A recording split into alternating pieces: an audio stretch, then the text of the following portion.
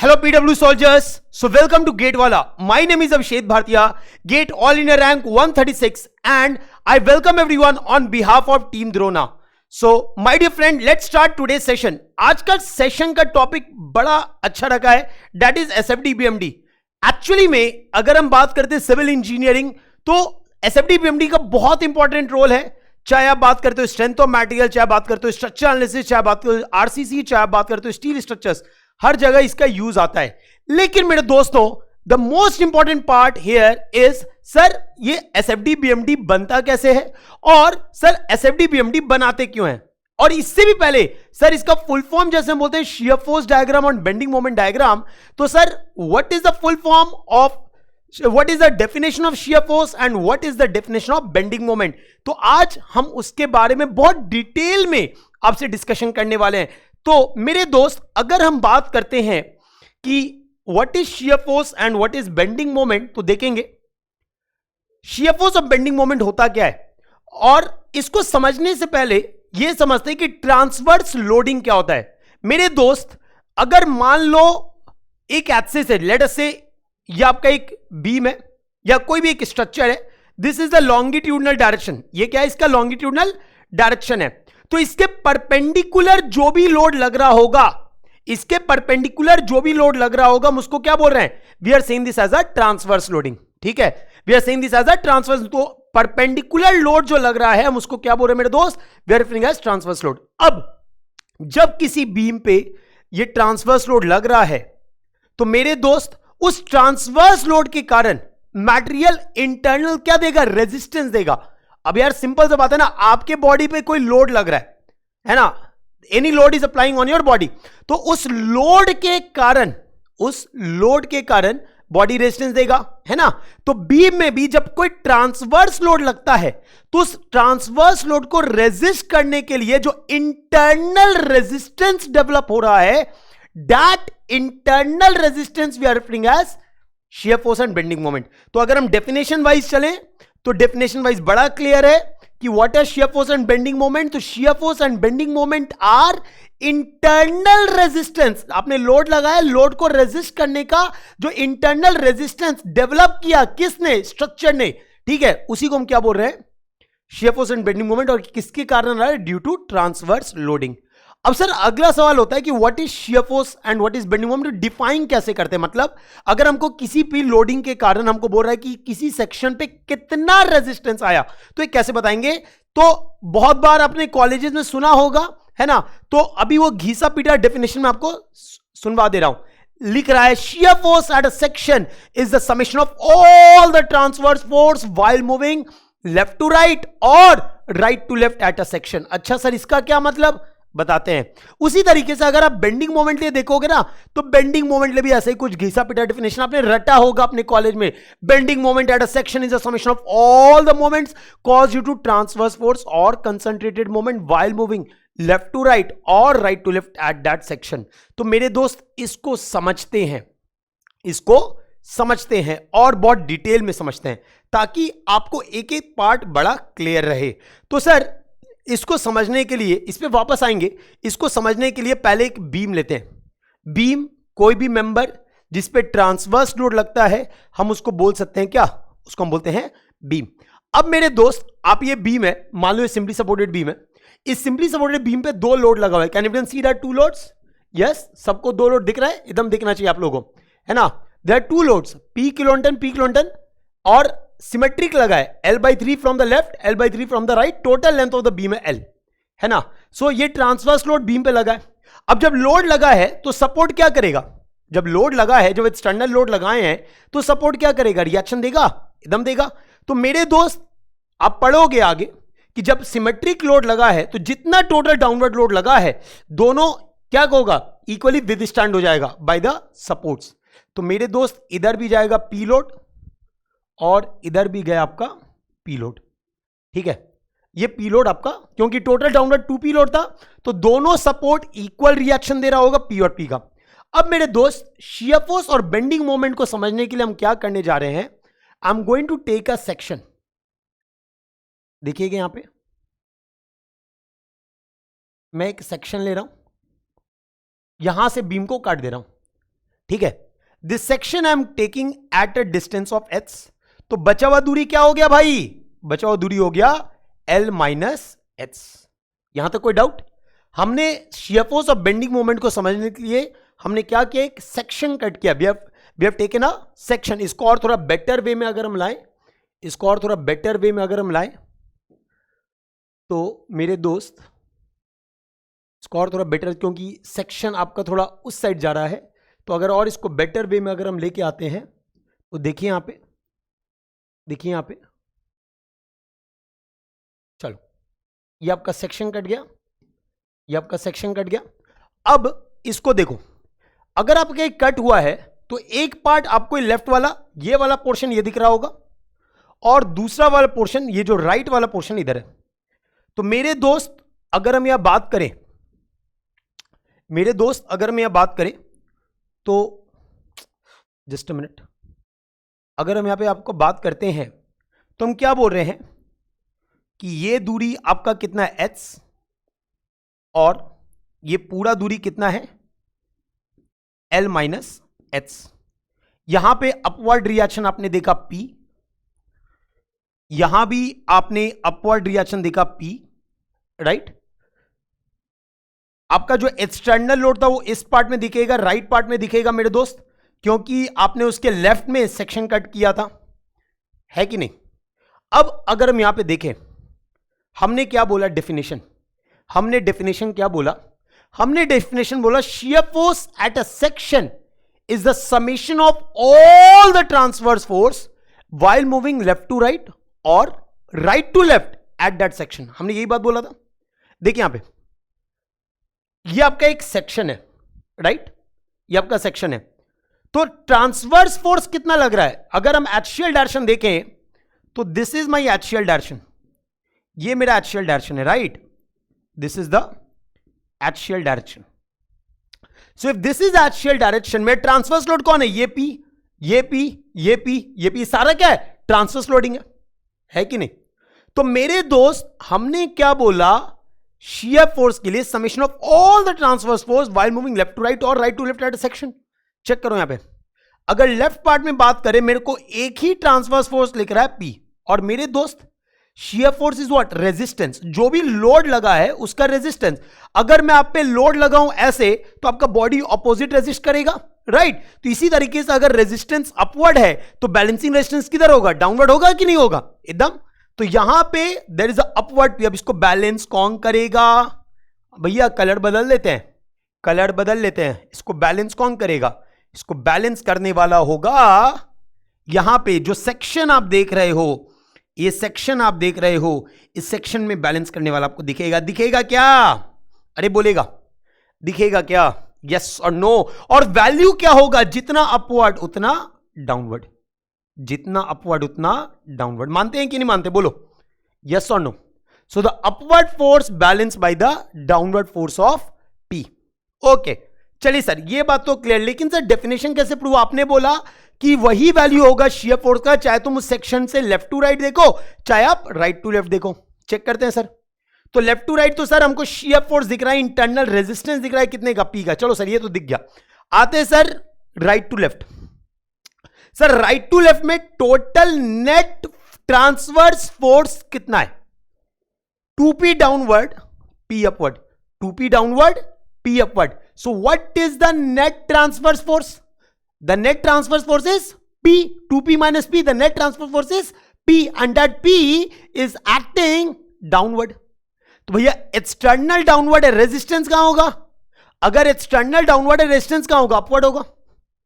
The resistance will be upward, the resistance will be upward. मानते हैं कि नहीं मानते? बोलोगे बाबा यस और no. And this value will also be P, क्योंकि यहां पे 2P डाउनवर्ड है, P अपवर्ड है, net force P downward balance by the P upward. So P upward. चलो सर इतना बात तो समझ में आ गया। That shear, this is these are the shear force. अब इंटरनल रेजिस्टेंस है, तो sir internally at each and every point the body will be balanced, yes और नो? आपका बॉडी बैलेंस होना चाहिए। चेक कर दो यहां पे, अगर आप यहां पे सेक्शन काट रहे हो, जितना डाउनवर्ड उतना अपवर्ड, इंटरनली बैलेंस है या नहीं है? एकदम है। और मैग्नीट्यूड क्या है? सेम है कि नहीं? तो यही तो हमने बोला था। क्या बोला था भाई? क्या बोला था? हमने बोला था प्रीवियस स्लाइड में that shear force at a section is the summation of all the transverse force while moving left to right और right to left at section. अगर आप left to right देख रहे हो तब भी P आ रहा है, right to left देख रहे हो तब भी P आ रहा है. Yes or no?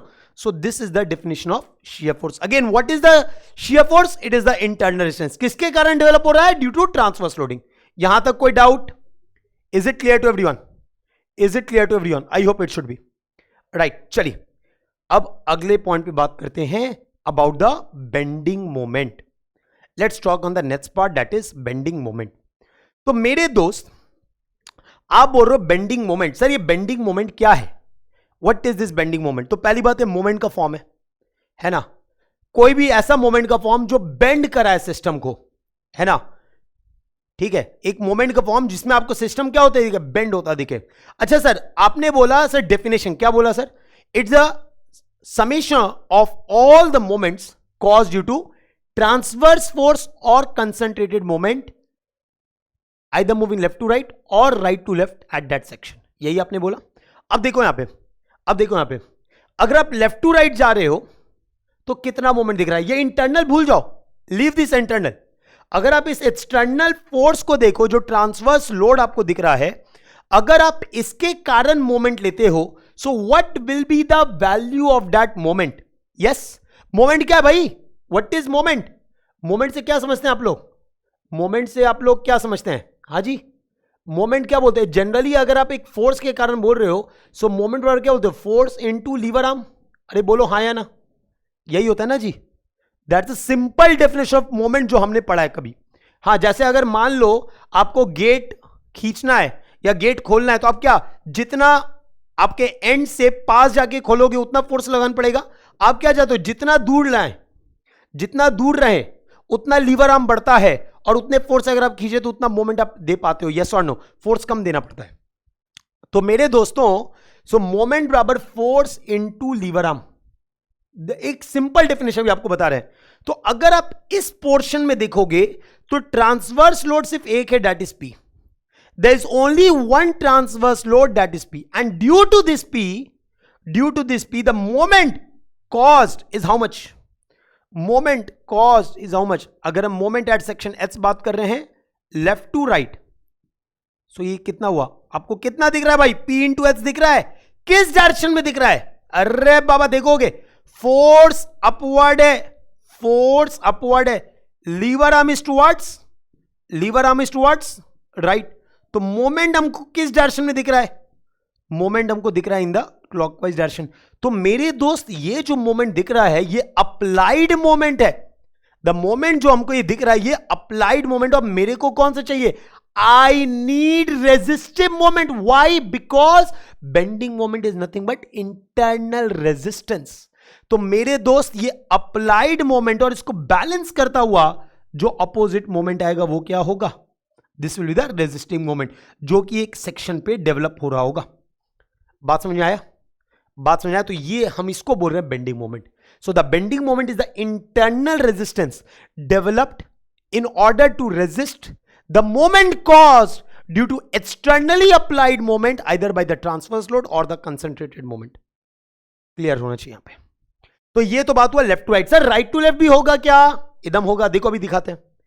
अब यार ये पूरा L माइनस एक्स है, this entire is L minus x. अब अगर हम ये दूरी देखें तो दिस इज 2L/3. अगर हम लेफ्ट हैंड से P का लोड देखें तो ये पूरा लेंथ कितना है? 2L/3 है कि नहीं है? तो अगर हम यहां से ये दूरी ले लें तो क्या ये 2L/3 माइनस एक्स हो जाएगा? अरे बोलेगा. और अगर P वाला देख लें, क्योंकि P का लेफ्ट हैंड से L/3 है, तो ये L/3 माइनस एक्स हो जाएगा क्या? अरे बोलोगे यस और नो? एकदम हो जाएगा सर, एकदम हो जाएगा सर, विदाउट एनी डाउट हो जाएगा. तो यहां से मेरे दोस्त अगर हम मोमेंट कैलकुलेट करना चाह रहे हैं, ठीक है, so moment from right to left लिखते एक एक करके. तो मेरे दोस्त लेट अस से जो ये अपवर्ड लोड P है, इसके कारण जो रोटेशन आ रहा है, that we can clearly see किस डायरेक्शन में? It is in anticlockwise direction. हम इसको ले रहे हैं बड़ा, ठीक है. तो P into L minus x, ठीक है, ये आपका हो गया जो अपवर्ड रिएक्शन पे आपका लोड पी है उसके कारण मोमेंट। अब दोनों जो एक्सटर्नल लोड है उसको देख लेते हैं। तो ये आपका किधर दिया था, this has given you in the anti clockwise direction, हमने एंटी क्लॉकवाइज पॉजिटिव लिया है, तो अगर क्लॉकवाइज आएगा तो क्या लेंगे, नेगेटिव लेंगे। So can you see this clockwise movement, yes, so minus P into 2L/3 minus x, ठीक है। Next minus P into L/3 minus x, यहां तक कोई डाउट, यहां तक कोई डाउट। अब जरा इसको ओपन करते हैं मेरे दोस्त, तो फिर ओपन इट, ये क्या हो जाएगा, PL minus PH minus 2PL/3, very good, plus minus minus plus हो गया, plus PH minus PL/3 plus PH, yes और नो, एकदम सही बात है सर। अब जरा यहां पे ध्यान दो, एक PX चला गया, माइनस 2PL/3 माइनस PL/3 क्या बन गया, इट इज PL, ये पूरा कट गया, क्या बचा, PH। अच्छा, प्लस PH आने का क्या मतलब, प्लस PH आने का, आपने प्लस किसको माना था, एंटी क्लॉकवाइज या क्लॉकवाइज? आप जब राइट टू लेफ्ट आ रहे थे आपने प्लस किसको माना था, you have assumed anticlockwise as positive, और अगर आपका फाइनल रिजल्ट प्लस में आ रहा है मतलब आपका नेट मोमेंट जो है वो एंटी क्लॉकवाइज लग रहा है।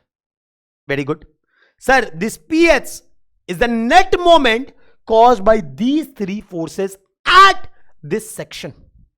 Now, my dear friend, this is external moment, और हम किसका बात कर रहे हैं, हम इंटरनल रेजिस्टेंस की बात कर रहे हैं। तो मेरा जो एक्सटर्नल मोमेंट आया है that is plus PH anti clockwise, so the balancing will be opposite, that means of the same magnitude but in the clockwise direction. So यहां पे मेरे दोस्त you can see the opposite moment of PH. Now compare PH at a section, magnitude same, opposite in direction, internally balanced, yes or no? So क्या बोला definition bending moment का, summation of all the moments, either you are moving left to right or right to left at a section. This moment can be caused due to transverse force or it may be caused due to concentrated moment. It may be caused due to concentrated moment. Is it clear to everyone? बोलोगे मेरे दोस्त, yes or no? तो अगर मैं पूरा summarise करता हूं कि हमने क्या पढ़ा है, what is shear force and what is bending moment, तो दोनों इंटरनल रेजिस्टेंस है, both are internal resistance. Why, क्या पर्पस क्या है, बोथ आर इंटरनल रेजिस्टेंस। क्यों डेवलप हो रहा है, because of the transverse load. अगर ट्रांसवर्स लोड नहीं होता, रेजिस्टेंस नहीं होता, रेजिस्टेंस नहीं होता, शियर फोर्स बेंडिंग मोमेंट नहीं होता। आपने ट्रांसवर्स लोड लगाया स्ट्रक्चर पे, उस ट्रांसवर्स लोड को रेजिस्ट करने के लिए जो इंटरनल फोर्सेस डेवलप हुए हैं उसी को हम बोल रहे हैं shear force and bending moment. Now what is shear force at a section, कैसे डिफाइन कर रहे होंगे, किसी भी सेक्शन पे हमने बात किया तो shear force at a section is the summation of all the transverse force, summation of all the transverse force while moving left to right और right to left at section. देखो यहां पे हम यहां पे देख रहे हैं left to right, I can see the P force balancing opposite P, I can see the net downward P, I can see the P upward. तो you can clearly C internally develop हो रहा है, external नहीं है। Definition से आ रहा है कि सर एक्सटर्नल फोर्सेस को ऐड कर तो मिल जाएगा, लेकिन एक्चुअल में अगर हम इंटरनली बात करें, अगर हम देखें तो ये क्या है, these are the internal resistance. Similarly अगर बेंडिंग मोमेंट का रहे हैं तो bending moment at a section is the summation of all the moments caused due to transverse force or concentrated moment while moving left to right or right to left at that section. So I hope this point should be crystal clear to each and everyone. Yes, बहुत बढ़िया। अब मेरे दोस्त काम क्या है, मेरे दोस्त जब आप कोई भी स्ट्रक्चर बनाते हो तो स्ट्रक्चर बनाते टाइम आपको पता होना चाहिए कि किस आपके पूरे स्ट्रक्चर में किस पॉइंट पे मैक्सिमम shear force और maximum moment act कर रहा है, so that you can further find what is the bending stress and shear stress। अगर यहां भी बात करें तो हम मैक्सिमम निकालते हैं, ठीक है, एंड देन वी डिसाइड कि उस मटेरियल के अनुसार, मतलब यहां पे आपको फर्दर बताएंगे कि आपने एक बार ये निकाल लिया कि किस पॉइंट पे shear और बेंडिंग लग रहा है, और उसके बाद फर्दर प्रिंसिपल स्ट्रेसेस आप निकालते हो, और देन यू डिसाइड कि आप जिस पर्टिकुलर स्ट्रेंथ के लिए डिजाइन कर रहे हो, उस अनुसार मटेरियल आप पास अवेलेबल है, देन यू डिजाइन इट। ठीक है, तो दिस इज अनदर, मतलब ये हम अगले सेशन में बता रहे होंगे कि what is the need of drawing the SFD. आप पढ़ते तो सब हो, you study each and everything, but the point is कि क्यों पढ़ते हो ये समझना जरूरी है। तो शियर फोर्स बेंडिंग मोमेंट, ये सेक्शन में आपको बताया कि what is the meaning of shear force and bending moment, how we find shear force and bending moment at a section. So when you come for a complete lecture, my dear friend, I will give you such a concept कि आपके कोई भी question चुटकियों में बनेंगे, चाहे वो कोई भी क्वेश्चन हो एसएफडी बीएमडी का। कॉलेज में आपको भले ही कितना डर लगता हो एसएफडी बीएमडी से, we will be cracking it, है ना। So on the behalf of GATE वाला, I again welcome everyone to the app, and we hope that the revolution that we have started will continue for long. Thank you so much. So we hope we'll meet you very soon. मिलते हैं।